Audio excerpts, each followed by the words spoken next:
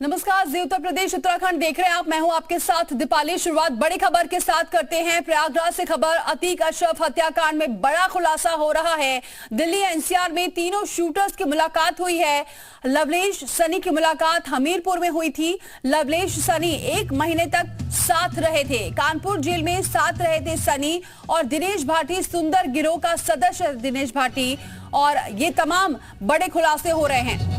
तो इस वक्त की बड़ी खबर, लगातार जो पूछताछ हो रही है उसमें खुलासे भी हो रहे हैं। तीनों शूटर्स से पूछताछ में खुलासा हुआ है। दिल्ली एनसीआर में तीनों शूटर्स की मुलाकात हुई थी। लवलेश सनी की मुलाकात हमीरपुर में हुई थी। लवलेश सनी एक साथ 1 महीने तक साथ में रहे थे। कानपुर जेल में साथ रहे थे सनी और दिनेश भाटी, सुंदर गिरोह का सदस्य है दिनेश भाटी।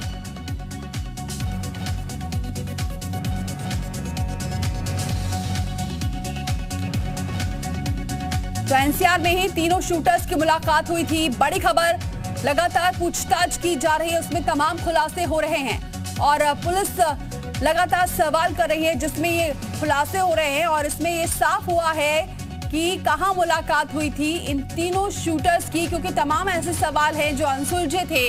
और अब चूंकि कस्टडी में लिया गया है इन तीनों आरोपियों को, तो तमाम खुलासे हो रहे हैं। और उसमें एक बड़ा खुलासा ये हुआ है कि इन तीनों की मुलाकात कहां हुई थी। दिल्ली एनसीआर में तीनों की मुलाकात हुई थी। लवलेश सनी की मुलाकात हमीरपुर में हुई थी और लवलेश सनी 1 महीने तक साथ में जेल में रहे। कानपुर जेल में साथ रहे थे सनी और लवलेश। बड़ी खबर इस वक्त की, दिल्ली एनसीआर में तीनों ही शूटर्स की मुलाकात हुई थी और वहां से ही ये प्लानिंग करने की शुरुआत हो गई थी।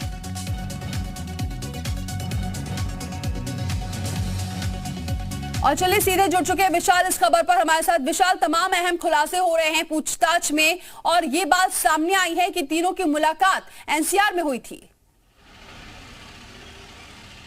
देखिए, बिल्कुल निश्चित तौर पर यह कहा जा सकता है कि सनी और लवलेश जरूर एक दूसरे को जानते थे, लेकिन अरुण से जो मुलाकात हुई है वो एनसीआर में हुई है। और ये कहा जा रहा है कि सनी और लवलेश जो है वो हमीरपुर में करीब 1.5 महीना साथ में रहे थे, लेकिन अरुण से जो मुलाकात हुई है वो एनसीआर में हुई है। अब ऐसे में सवाल ये भी उठ रहा है कि क्या ये तीनों वही हैं जिनको पैसा लेने के लिए असद ने मेरठ भेजा था और मेरठ के अलावा ये असद के करीबी बन करके लगातार जो है उसके साथ ही साथ रह रहे थे, क्योंकि तमाम तरह की जो चीज़ें हैं वो अब सामने आ रही हैं। और आपको बता दें कि लगातार इनके एंगल्स जो हैं वो असद से भी जुड़ते हुए दिखाई पड़ रहे हैं। तो फिलहाल ये कह सकते हैं कि इन तीनों के बारे में लगातार जो है पूछताछ की जा रही है, लेकिन कई ऐसे पहलू हैं जिन पर फिलहाल अभी जो है जांच होनी बाकी है। और इसी कड़ी में ये कह सकते हैं कि फिलहाल लगातार एक एक कड़ियाँ जो जैसे जैसे खुल रही हैं वैसे वैसे मालूम चल रहा है कि इनका क्या कुछ जो है पूरा जो है इनका इसमें लेना देना है। इसके साथ साथ ये एनसीआर में कैसे गए, किससे मुलाकात की, किन लोगों ने असद से मिलवाया, ये तमाम ऐसे पहलू हैं जिन पर जो है फिलहाल जांच की जा रही है। विशाल, यानी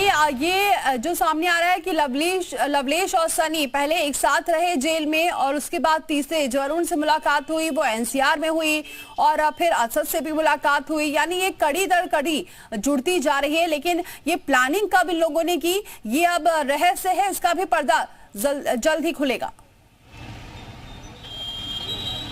देखिए, बिल्कुल निश्चित तौर पर ये कह सकते हैं कि लगातार जिस तरह से प्लानिंग जो है वो सामने आई है, उसके बाद अगर हम बात करें एक एक चीज़ों को जो जोड़ा जा रहा है तो एनसीआर में मुलाकात की बात सामने आ रही है। इसके साथ साथ आपको बता दें कि असद के वो 3 कौन करीबी हैं जिनको असद ने मेरठ भेजा था।